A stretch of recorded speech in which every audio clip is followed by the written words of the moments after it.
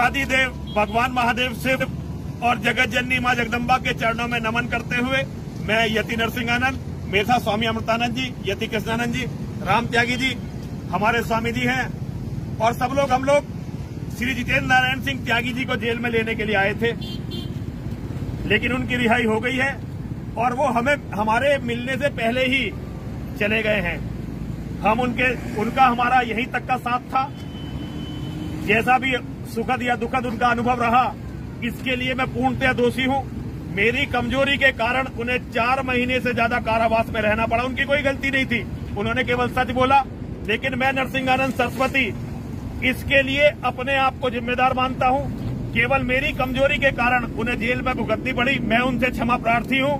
मैं हिंदू समाज से कहना चाहता हूं, मैंने अपना जीवन जितना भी था इस्लाम के जिहाद से लड़ने में लगाया, लेकिन अब बचा हुआ जीवन मैं केवल और केवल मां और महादेव के यज्ञ में और योगेश्वर की गीता के प्रचार में लगाना चाहता हूं। मेरे से जो भी अभी तक गलती हुई है उनके लिए क्षमा प्रार्थी हूं।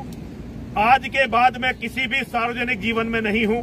हर हर महादेव, हर हर महादेव, हर हर महादेव। मेरे जीवन का एक नया अध्याय, केवल एक धार्मिक व्यक्ति, मेरे जीवन का नया अध्याय शुरू होता है और मैं अपनी पुराने जीवन की सभी गलतियों के लिए क्षमा प्रार्थी हूं। हर हर महादेव, हर हर महादेव, हर हर